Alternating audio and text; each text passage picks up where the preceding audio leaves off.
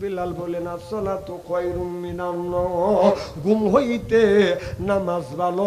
যখন এই কথাটা যখন আমার নবীর কানে গেছে, আমার নবী আপনার মোনাজাত কমপ্লিট করে আপনার ঘর থেকে বাদান আপনার বের হইয়া দরজা খুলে যখন ঘর থেকে বের হইছে, হযরত বিলাল লক্ষ্য করে দেখে আমার নবীর চোখটা লাল হয়ে গেছে।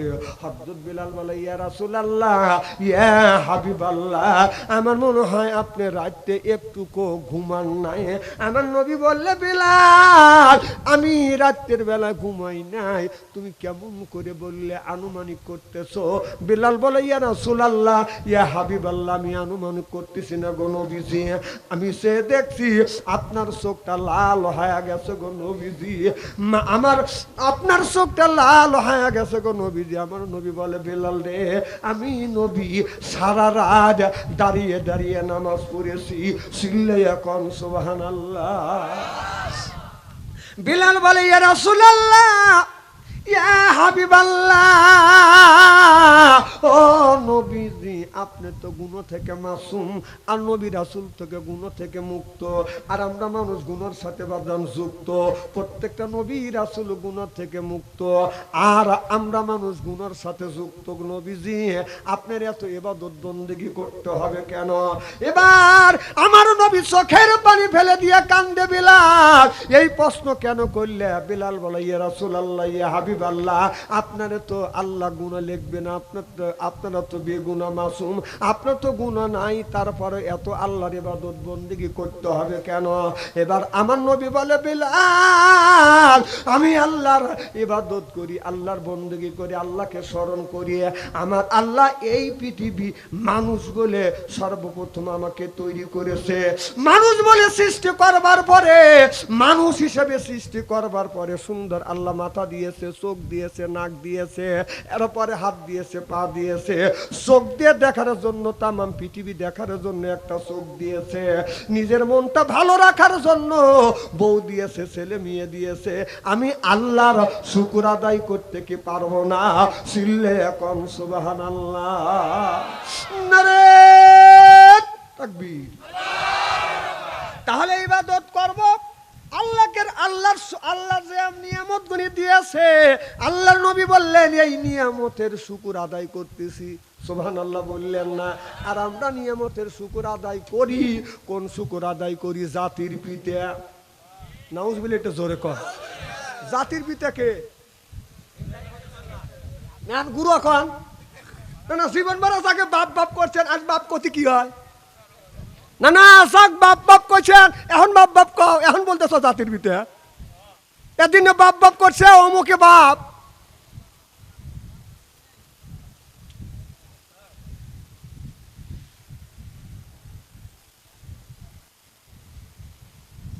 আমার ভাইয়ের আমার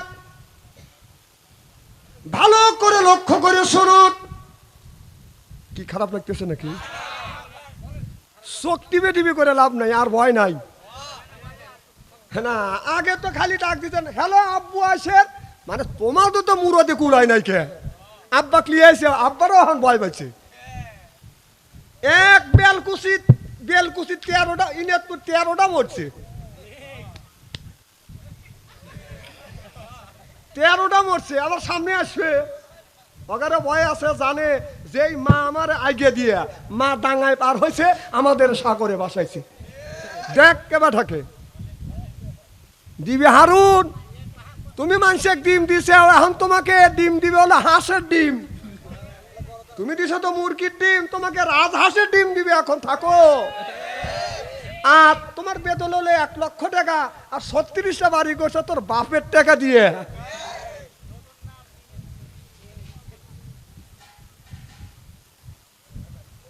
তা গাবি গরুর বাছুর, গাবি আগে আগে গেলে বাছুর পিছন থেকে ম্যামা করে যায়।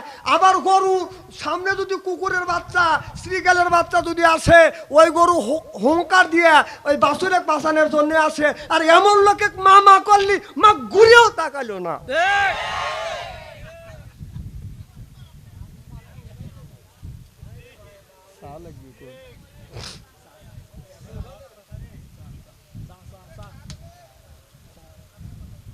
আমার ভাইরা, আমার মুসলমান ভাইরা,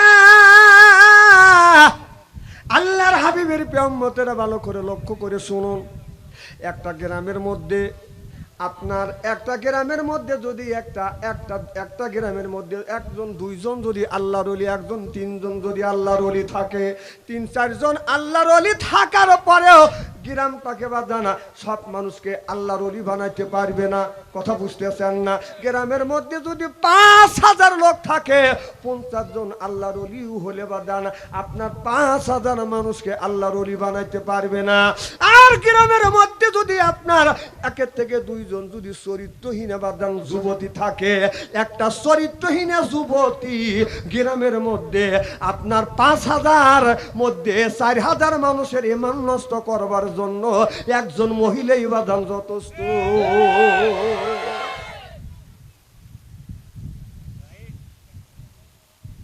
আমার ভাইরা, গ্রামের মধ্যে যদি একজন সন্ত্রাসী আর সাদাবাজি থাকে, গ্রামের মধ্যে একটা দুইজন তিনজন সন্ত্রাসী বাদান আপনার সন্ত্রাস করবার জন্য যথেষ্ট।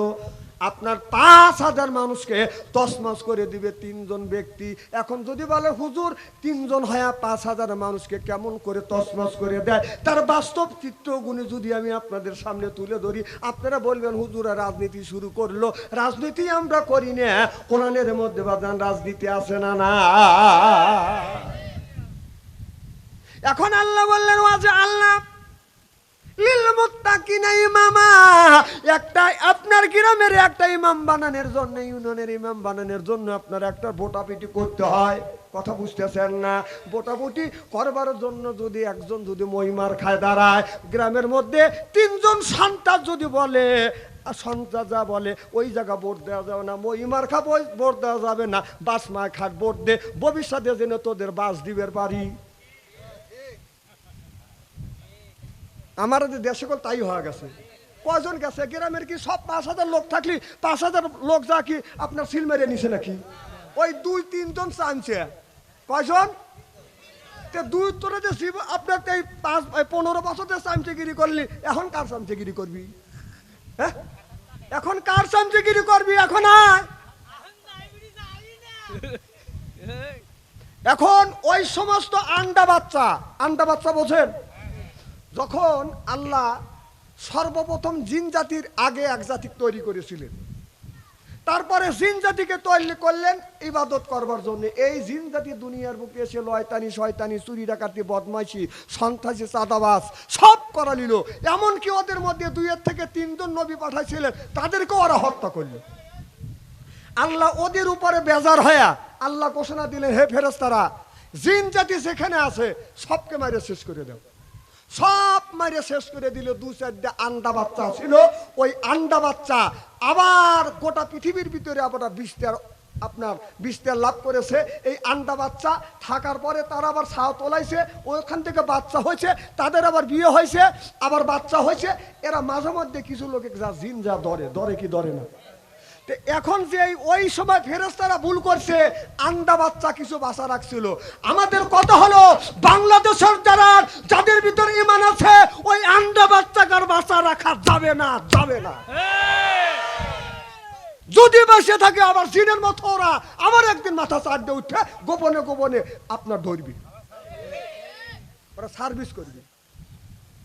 অতএব এই সরকারকে বলবো, যতগুলি আন্ডা বাচ্চা আছে এর আন্ডার মধ্যে থেকে যেন বাচ্চা না ফুটতে পারে। কথা কন।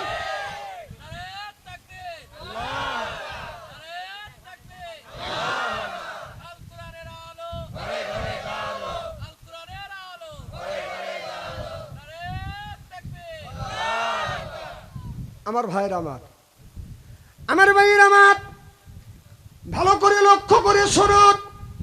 আল্লাহ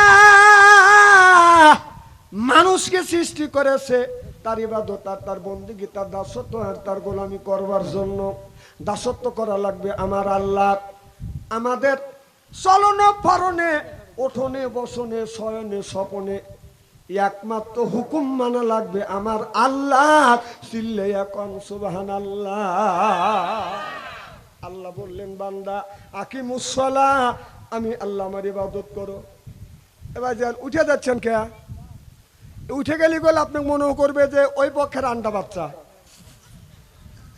হ্যাঁ, আচ্ছা আমি কি কোরআন হাদিসের বাইরে কোনো কথা বলছি নাকি? কোরআন হাদিস দিয়ে বাস্তবের সাথে মিল করে কথা বললে আপনাদের খারাপ লাগবে কেন? এখন বলতে পারবেন আমি আওয়ামী লীগের সভাপতি। আয় আজকে বহুত চালাইছে, 15টা বছর চালাইছে এই আলেমদেরকে কোরআনের কথা হক কথা বলতে পারো না। আচ্ছা আমরা এক গ্রামে যা কোরআনের হাদিসের কথা বলি, কয়টা ভোট আমরা কাটতে পারবো? কে আমাকে ভোট দিবে কোন? আমি যে সাজাদপুর থেকে আপনার সলঙ্গা থানায় আসছি, আমি কি জীবনে এখানে মহিলা পদেও তো দাঁড়াতে পারবো না আমি। আর আমাদের স্টেজে ওঠার সাথে সাথে বলছে আমি লীগের সভাপতি, এমন সেমন কথা বললে পাও কেটে হাতে ধরা দেবো। আজকে আয়, আজকে আয়। এই সলঙ্গা থেকেও পালা গেছি, সলঙ্গা থেকেও পালা গেছি, দুঃখ লাগে। আমরা এই কথাই বলছিলাম, এই ক্ষমতা চিরদিন থাকবে না। আমার ভাইয়েরা আমার এদিক তাকান, চেহারা কি একবার খারাপ নাকি?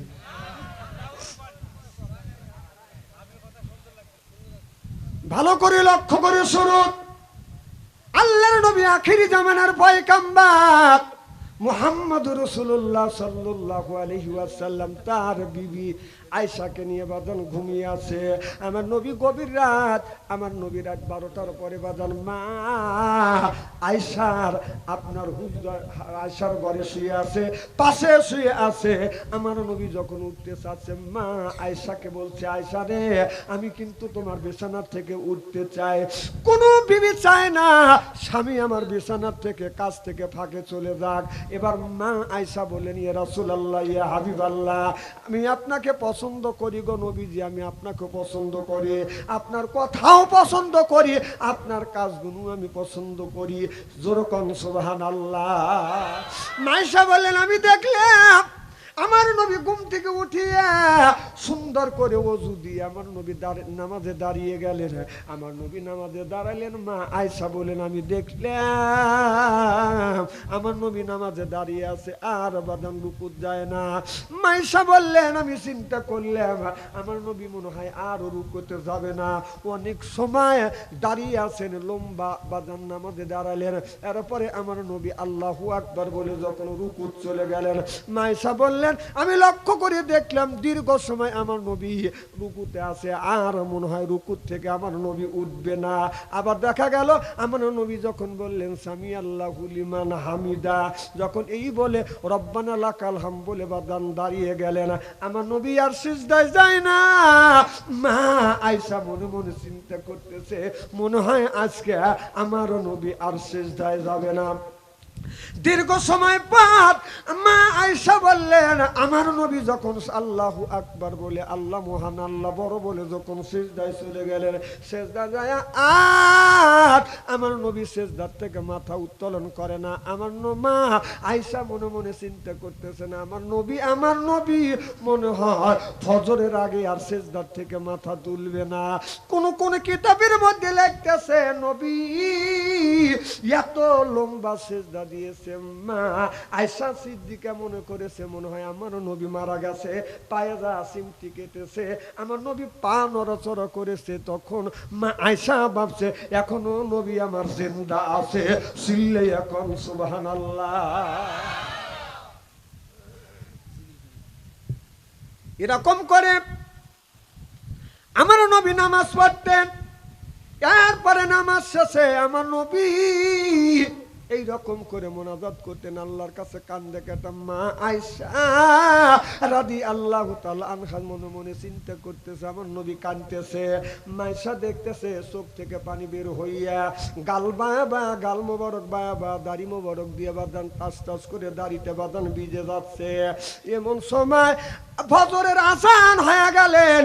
মা আয়েশা বলেন আমি দেখলাম নবীর সাহাবীরা মসজিদে বাদান এসে গেছে। এবার আজ নামাজের ফজরের ওয়াক্ত যখন হয়ে গেছে আমার নবীর মোনাজাত বাদান এখনো নবী মোনাজাত শেষ করে নাই। আমার নবী মোনাজাতের মধ্যে বাদান কাঁদতেছে, কথা বুঝতেছেন না? আমার নবী মোনাজাতের মধ্যে কান্দে আর নবীর সাহাবীরা বলতেছে জামাতের সময় হয়ে গেছে, আমার নবী এখন পর্যন্ত আসে না। হযরত আবু বকর বকর সিদ্দিককে ডেকে ডেকে বলতেছে, আবু বকর, আমার নবীকে তোমার নবীর সাথে তোমার অনেক সম্পর্ক আছে। আবু বকর রে, মনে হয় আমার নবীর ঘুম ভাঙে নাই, যাও আমার নবীরে ডাক দাও, জামাতের সময় হয়ে গেছে। আবু বকর বললেন, আমার নবীর ঘুম ভাঙে নাই, তাতে মনে হয় আমার আল্লাহ আমার নবীর ঘুম ভাঙাইছে। আমি একা একা নামাজ পড়ে যাব, কিন্তু আমি আবু বকর সিদ্দিক নবীর ঘুমে ডিস্টার্ব করতে পারবো না।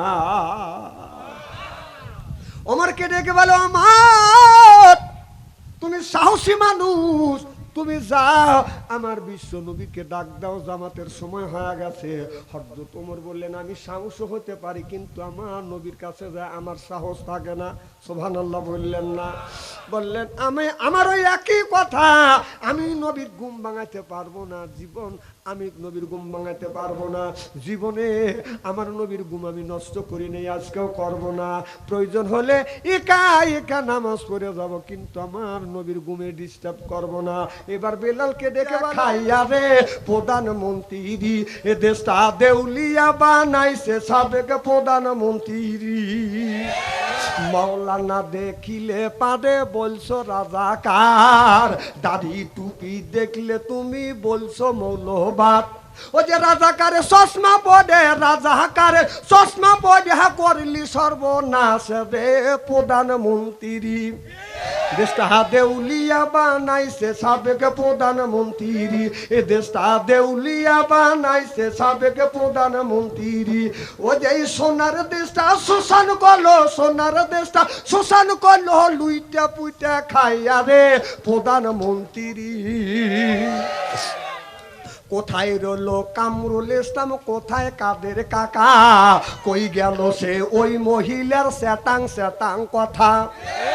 কোথায় গেল কামরুল ইসলাম, কোথায় কাদের কাকা, কই গেল সে ওই মহিলার স্যাটাং স্যাটাং কথা। ও দলের মানুষকে বাসাইয়া, দলের মানুষকে ভাসাইয়া দিল্লি কইলা বাসারে প্রধানমন্ত্রী। দেশটা দেউলিয়া বানাইছে সাবেক প্রধানমন্ত্রী। বলেন না একটু, দেশটা দেউলিয়া বানাইছে সাবেক। সোনার বাংলা শোষণ করলো, লুইটা পুইটা খাইয়া রে প্রধান। এই দেশটা দেউলিয়া বানাইছে সাবেক। 41 সাল পর্যন্ত ক্ষমতায় থাকিবে, নমরুদের মতো দেশটা শাসন করিলে। 41 সাল পর্যন্ত ক্ষমতায় থাকিবে, নমরুদের মতো দেশটা শাসন করিলে। ওই যে ছাত্রদের ওই হত্যা করে এত খুশি হইলে রে প্রধানমন্ত্রী। দেশটা দেউলিয়া বানাইছে সাবেক প্রধানমন্ত্রী, দেশটা দেউলিয়া বানাইছে সাবেক। কোথায় রলেন কামরুল ইসলাম, কোথায় কাদের কাকা, কোথায় রলেন কামরুল ইসলাম, কোথায় কাদের কাকা। ওই কোথায় রইল ওই মহিলার স্যাটাং স্যাটাং কথা। কোথায় রলেন কামরুল ইসলাম, কোথায় কাদের কাকা, কোথায় গেল ওই মহিলার স্যাটাং স্যাটাং কথা। ওরে দলের মানুষকে বাসাইয়া দিল্লি করলে বাসারে প্রধানমন্ত্রী। এ দেশটা দেউলিয়া বানাইছে সাবেক। জোরকন ঠিক কিনে?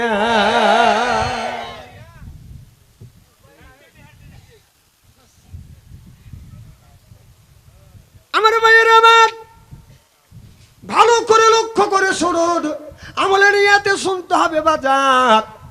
তাহলে আমি আপনাদের বুঝাইছি, যারা এই জমিনে আল্লাহকে মানে না, আল্লাহর কথা বাদান বলতে দেয় না, এরা হলো এক রকমের শয়তান।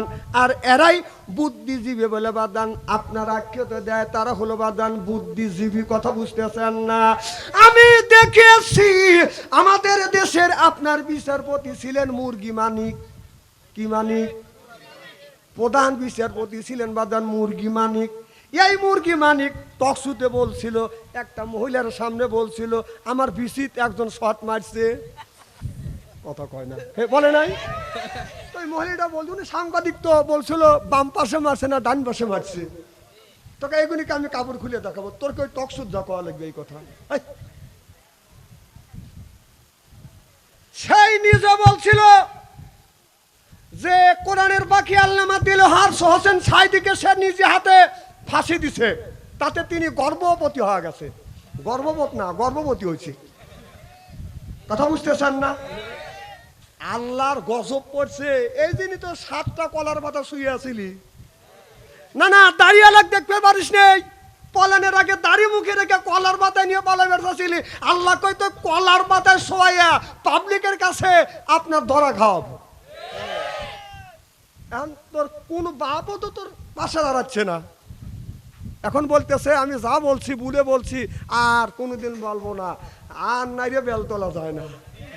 তোর বিচার হবে এই বাংলাদেশে।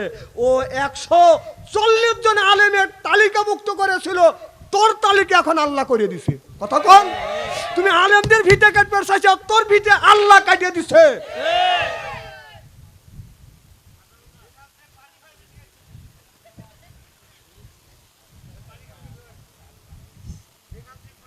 আমার ভাইয়ের আমার এ ভাই খুব খারাপ লাগতেছে নাকি?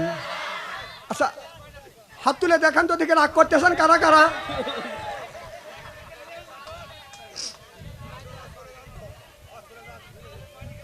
আমার ভাইয়ের আমার এনেকে আজো বাজো কথা হয়েছে না, একটা কি বাজো কথা কইছি? বর্তমান প্রেক্ষাপট বলে আমার কথা বলেই লিখবে। আমার ভাইয়ের আমার না, এইগুলি যদি আপনি কিছু স্মরণ না করা দেয়, তাহলে তো আপনিও ভুল করবেন, আমিও তো ভুল করবো। এই জন্য অতীতের ইতিহাসগুলি স্মরণ করা লাগবে। আমার ভাইয়ের আমার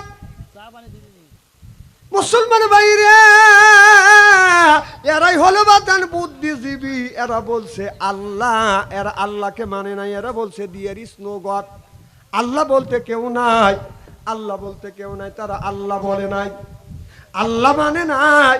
তারা বললেন এই পৃথিবীতে এমনি এমনি ভাবে বাজানো হয়েছে।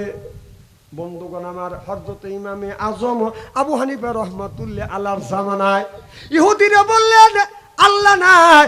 আমাদের ইমাম আবু হানিফা রহমত, আমাদের মুসলমানেরা বললে আল্লাহ আছে। ইহুদিরা বললেন আল্লাহ নাই। এখন তাদের হাতে বাদান বাহাস হবে। এই বাহাজে মোকাবেলা করবে আল্লাহর ওলি ইমামে আজম আবু হানিফা রহমাতুল্লাহ আলা। চিল্লাইয়া কোন মারহাবা। ওরা আল্লাহ মানে না, কোরআন মানবে কি? তাদের সাথে বাহাস। ওরা বলে আল্লাহ নাই, আর মুসলমান বলে আল্লাহ আছে। তার বাহাস করবে ইমামে আজম আবু হানিফা রহমতুল্লাহ আলা। তিনি বললেন বাহাস কবে? যে শনিবারের দিন বেলা 10টার সময় বাহাস। শনিবারের দিন 10টায় হাজার হাজার মানুষ উপস্থিত। যে জায়গা বহাস হবে হাজার হাজার মানুষ উপস্থিত হয়ে গেছে। মুসলমান আর ইহুদিদের মধ্যে বাজান বহাস হবে, কিন্তু আসবা বহাস হবে 10টায়। 1টা বাজে বাজান আপনার কোনো মানুষ বাজান আসে না। ইমামে আজম আবু হানিফা রহমাতুল্লাহ আল্লাহ বাজান যায় না। ইহুদিরা চিন্তা করলেন এবার মুসলমানের পরা যায় আর নাস্তিকদের বাজান জয়।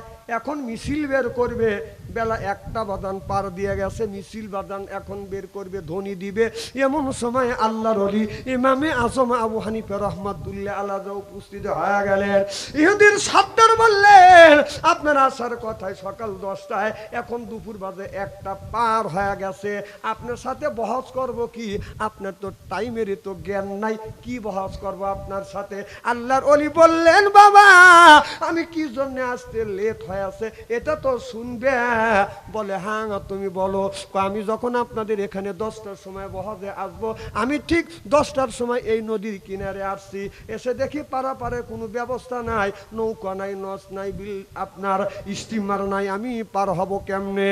আমি চিন্তা করলাম আল্লাহ এত বড় নদী আমি কেমনে পার হব? লক্ষ্য করে দেখলাম এমনি একটা গাছের ফল পইল। ওই ফলের থেকে আমি তাকিয়ে দেখলাম একটা আস্তে আস্তে গাছ হয়ে গেল, আস্ত বড় একটা গাছ হয়ে গেল। কোথার থেকে যেন করাত আসলো, গাছটাকে কেটে ফেললো। করাত দিয়ে সিরে সিরে বাদান তক্তা, আমান আমান তক্তা বাদান বানাইলেন। আমান আমান তক্তা এক জায়গা হইয়া একের উপরে এক আর একের উপরে এক, একের উপরে এক লাগতে লাগতে বিনে মিস্ত্রিতে একটা নৌকা তৈরি হয়ে গেল। এই নৌকা আস্তে আস্তে পানির মধ্যে বাদন ভেসে গেল। আর বিনে মাল্লায় বিনে মাঝিতে আমি এই নৌকা পার হয় এখানে আসছি। এই জন্য আসতে আমার লেট হয়ে গেছে। এখন ওরা বলতেছে, ইহুদিরা বলতেছে গাঞ্জা খাওয়ার অভ্যেস আছে। গাঞ্জা খাওয়ার যদি অভ্যেস না থাকে এত গাঁজাখুরি কথা বলতে পারে কিভাবে? হঠাৎ করে একটা গাছ তৈরি হয়, গাছটা বিনে মিস্ত্রিতে কাটা হয়, বিনে মিস্ত্রিতে তক্তা হয়, বিনে মিস্ত্রিতে আপনার নৌকা তৈরি হয়, তারপরে নৌকা ভাষ্য, আর বিনে মাঝি তার বিনে মাল্লায় নৌকা বাতাসে বাইটেলে যাইতে পারে, কিন্তু উচন ধরে বিনে মাঝিতে কেমন করে এই নৌকা বায়া আপনি চলে আসলেন? এটা গাঁজাখুরি কথা না? ইমামে আজম আবু হানিফা রহমতুল্লাহ আলা বললেন আমার বহাস শেষ। তাহলে বিনে মিস্ত্রিতে যদি একটা নৌকা তৈরি না হয়, বিনে মিস্ত্রিতে যদি কাঠ না কাটা হয়, বিনে মিস্ত্রিতে যদি তক্তা যদি না হয়, বিনে মাঝিতে যদি নৌকা যদি না চলে, বিশাল আসমান বিশাল জমিন কেমন করে বিনে মিস্ত্রিতে তৈরি হয়? এরা হলো বুদ্ধিজীবী, আর আদম আলাইহিস সালাম হলো জ্ঞানী। সুবহানাল্লাহ, একটু জোরে কথা। আমার ভাইয়ের আমার অনেক ধরনের বুদ্ধিজীবী এসেছিল। এই 15 বছর আপনার এই দেশটা শাসন করছে, আর যদি 10 বছর শাসন করতে পারত, যেমন 41 সাল পর্যন্ত নিয়ত করেছিলেন, 41 সাল পর্যন্ত যদি আপনার ক্ষমতায় যদি থাকতে পারত, এই দেশের মানুষটাকে নাস্তিক বাদান বানিয়ে দিত। বলতে পারেন যে আওয়ামী লীগের কি নামাজি লোক নাই? না, ও নামাজ ইহুদিরা পড়ছে, এখনো ইহুদিরা নামাজ পড়ে। আওয়ামী লীগ নামাজ পড়ে না, আমি অস্বীকার করি। ইহুদিরা নামাজ পড়ে না, তারা কি আপনারা অস্বীকার করেন নাকি? ইহুদিরাও নামাজ পড়ে। আমার ভাইয়ের আমার, কারণ আমাদের দেশের ছেলে মেয়ে লেখাপড়া করিয়া আপনার সুশিক্ষা শিক্ষিত হবে সেই জিনিসটা নাই। আপনার দেখবেন